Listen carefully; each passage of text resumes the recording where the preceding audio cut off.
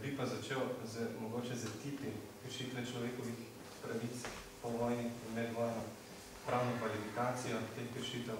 Na to pa bi se dotaknil primera Ribičič in Štorgel, ki sta edina slovenska primera, v kateri so bili obdolženi za povojne poboje, in prešel na primer ponovno proti Latviji. To je primer izredno pomemben za Slovenijo. Torej, dejstva o medvojnih in povojnih pobojih vojaškega in civilnega prebivalstva niso sporna. Žrtve medvojnega in povojnega revolucionarnega komunističnega nasilja so ocenjena na preko 100.000 mrtvih, okoli 15.000 žrtev je bilo slovenske narodnosti, medtem ko so bile druge žrtve Hrvati, Srbi, Nemci in ljudje drugih narodnosti, ki so se v tistem času nahajali na slovenskem ozemlju. Do sedaj je bilo najdenih preko 620 skritih grobišč, kjer ležijo žrtve medvojnih in povojnih pobojev. Bolj sporno je iskanje pravnih odgovorov na omenjena hudodelstva zoper človečnost, ki bi vse žrtve vojnega in povojnega nasilja obravnavala enakopravno.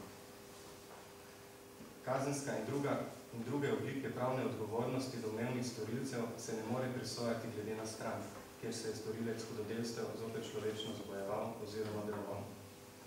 Tako je tudi potrdilo Evropsko sodišče za človekove pravice samo v zadevi Kolken-Kisli proti Estoniji, kjer je jasno izreklo, da Nürnberška načela veljajo univerzalno. Kljub temu, da je Nürnberško sodišče sodilo samo nacističnim vojnim hudodelcem, zavezniškim pa ne. Pri tem je jasno, da so bila vojna hudodelstva že v času druge svetovne vojne v nasprotju s splošnimi pravnimi načeli, ki jih priznavajo civilizirani narodi, kar je v odločitvi o uredbi o vojaških sodiščih leta 1994 potrdilo tudi Ustavno sodišče Republike Slovenije. Sedaj bi prišel na značilne primere kratenja človekovih pravic v Sloveniji v obdobju 1945 do 1990. Prvo obdobje grobe represije po zmagi revolucije leta 1945 pomeni očitno teptanje človekovih pravic. Zanj so značilne množične hude neposredne kršitve človekovih pravic in dejansko onemogočanje temeljnih svoboščin. Tako so na primer tedanje oblasti namesto kazenskih sodb z odvzemom prostosti začele uporabljati tako imenovano začasno določitev prebivališča. Izrekali so upravni organi političnim nasprotnikom, ki so jih pošiljali v koncentracijska taborišča, druge sumljive ali škodljive osebe pa podaljene kraje na podeželje. S tem so bile povezane tudi številne nasilne preselitve ljudi. To obdobje traja od leta 1945 do 1955. Za to obdobje je značilno, da je država v tem času temeljila na umoru, ropu oziroma legalizirani tatvini, nasilju proti telesu, dostojanstvu in drugim temeljnim pravicam človeka, ter strahu, prevari in laži.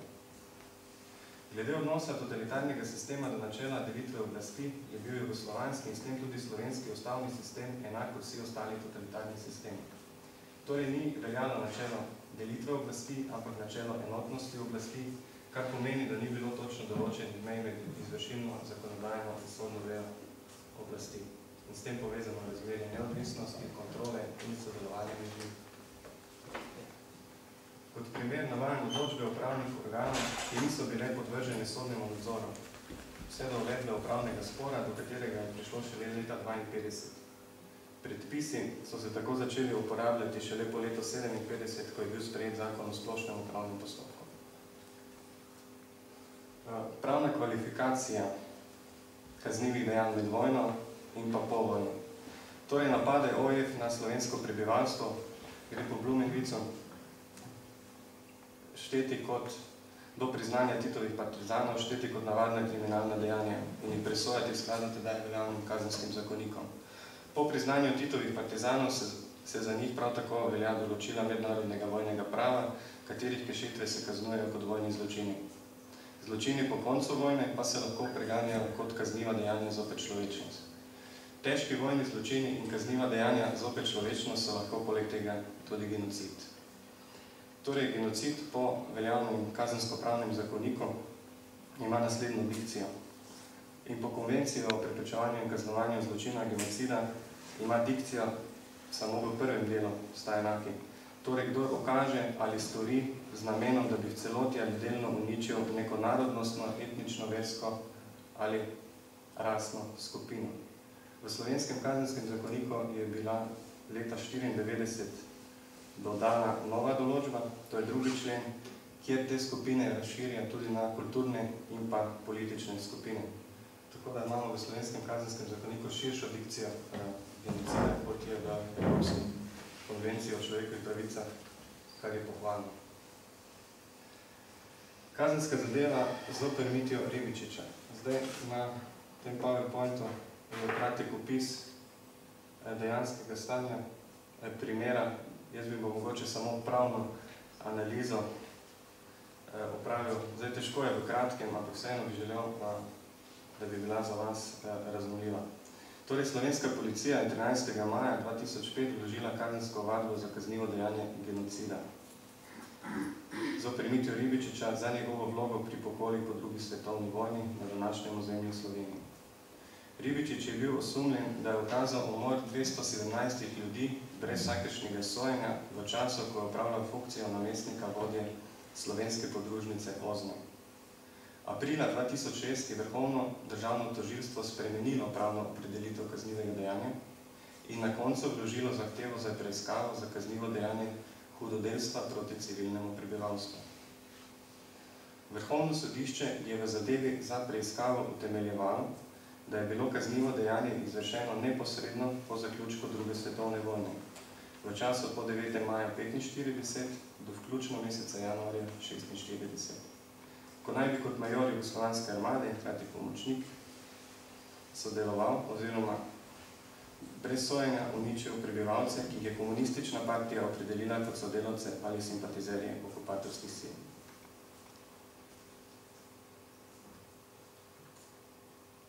Ribičič naj bi ravnal v nasprotju z določbo preambule k ratificirani 4. Haški konvenciji o zakonih in običajih vojne na kopnem ter s pravilnikom in o zakonih in običajih na kopnem.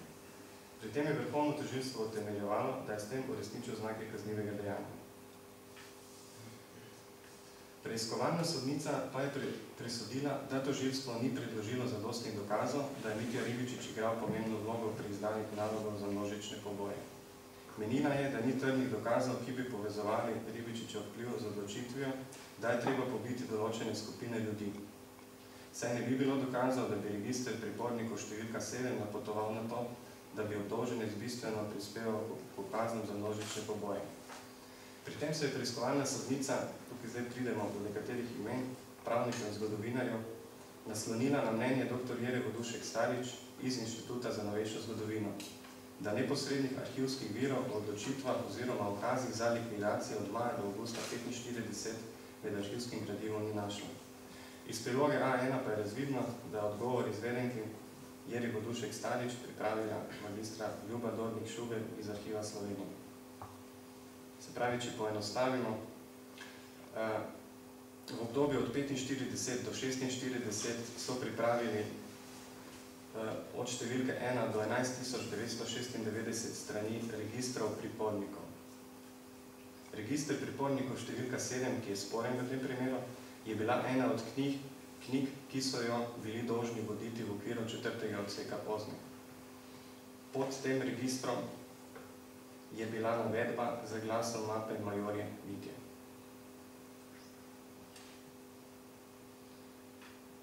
Prav tako je preiskovalna sodnica utemeljevala